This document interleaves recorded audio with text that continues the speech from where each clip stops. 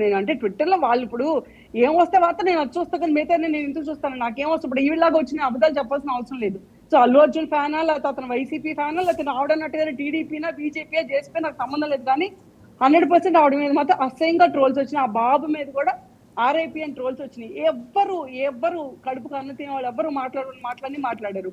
ఈ రోజు అతని మీద అరెస్ట్ చేయటం ఎందుకంటే ఒళ్ళు పై తెలియకుండా సోషల్ మీడియా ఉంది, నా చేతిలో ఒక అకౌంట్ ఉంది, నా నోటుకు వచ్చినట్టుగా వాగుతాను అనుకుంటే పార్టీలో ఉన్న వాళ్ళకే దిక్కు దివానం లేదు ఈ రోజు. సో నువ్వు పార్టీ అండ కూడా లేనప్పుడు నువ్వు పవర్ లో ఉన్నావు అంటే పవర్ లో ఉన్నారని కాదు, పవర్ లో లేకపోయినా అనకూడదు. కాకపోతే అంటే మన దరిద్రం ఏంటంటే గత 5 సంవత్సరాలుగా ఇష్టం వచ్చినట్టు నోటుకు వచ్చినట్టు వాగినా సరే, అసెంబ్లీలో కూర్చుని బూతులు మాట్లాడినా సరే, జగన్మోహన్ రెడ్డి అని అతను జస్ట్ ఎక్కిలి నవ్వులు నవ్వుతా దాన్ని అన్నింటినీ ఎంకరేజ్ చేసి వాళ్ళందరికీ పై స్థాయిలో కూర్చోబెట్టాడు కాబట్టి ఈ రోజు చిన్నోళ్ళకి కూడా తెలియట్లా, డిసిప్లిన్ లేదు.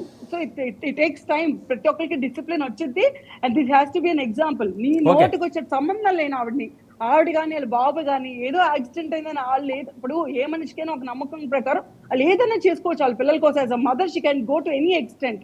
Who the hell are they to question her or troll her? నాకు అర్థం కాదు. అట్లాంటి ఆటలు వీళ్ళు ఎంకరేజ్ చేస్తున్నా కూడా నాకు తెలియదు. ఇప్పుడు ఇందాక ఆవిడే అన్నారు డిజైన్ చేసుకున్నారు, okay that is welcome.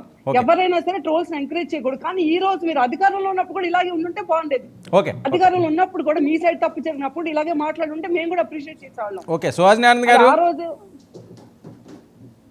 Varma గారు నమస్కారం. నమస్తే అండి. After long time. అవునండి. ఏంటి అందరికీ నమస్తే. ఓకే ఎలా చూడాలండి మహిళలపై అసలు అతి చండాలంగా ట్రోల్స్?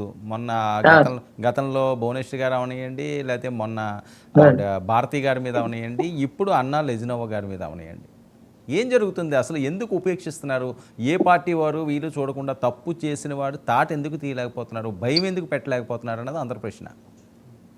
సోషల్ మీడియాకి ఒక హద్దు అదుపు లేదు వర్మ గారు. సోషల్ మీడియా అంటేనే అది, దానికి ఒక విచ్చలవిడితనం ఉంది, దానికి ఒక కంట్రోల్ అన్నది, ఒక రూల్ ఆఫ్ లా లేదు. దానివల్ల ఏమవుతుందంటే ఈ ఫాలోవర్స్, ఒక పార్టీ ఫాలోవర్స్ ఉంటారు, ఇంకో పార్టీ ఫాలోవర్స్ ఉంటారు.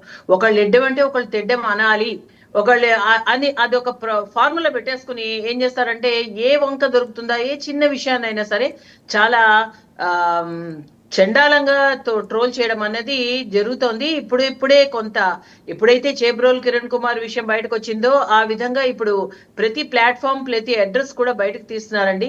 అసలు అతను ఎవరు, ఏం చేస్తున్నారు, ఎందుకు ఇటువంటి ట్రోల్ చేస్తున్నాడు, అసలు అతని బ్యాక్గ్రౌండ్, అతని ఉద్దేశం ఏంటి అన్నది.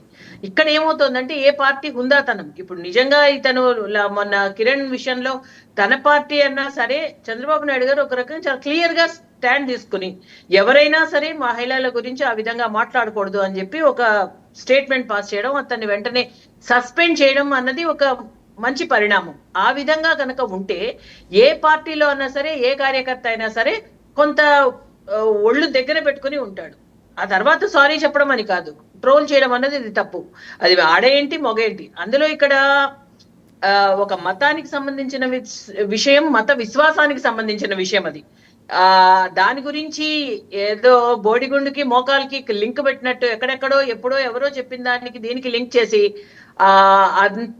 అటువంటి దానిపైన అసభ్యంగా మాట్లాడడం అనేది సమాజంలో ఎక్కడో ఒక పర్సెంట్ ఉంటారండి చీడ పురుగులు, దాని వల్ల వస్తున్న ఒక పొల్యూట్ అవుతోంది ఇది. అంతే తప్ప సామాన్యంగా ఒక బుద్ధి ఉన్న వాళ్ళు ఎవరు కూడా ఇటువంటివి చేయరు. సుహాసిని గారు, మీరు కూడా ఇలాంటి శాస్త్రాలు ఇవన్నీ కూడా చదివారని నేను అనుకుంటున్నాను. మీకు ఒక ఐడియా ఉంటుందని. అసలు ఏంటి ప్రవచనానికి దీనికి ఏమైనా సంబంధం ఉందా? వేరే సందర్భంలో చెప్పిన అంశమా ఇది?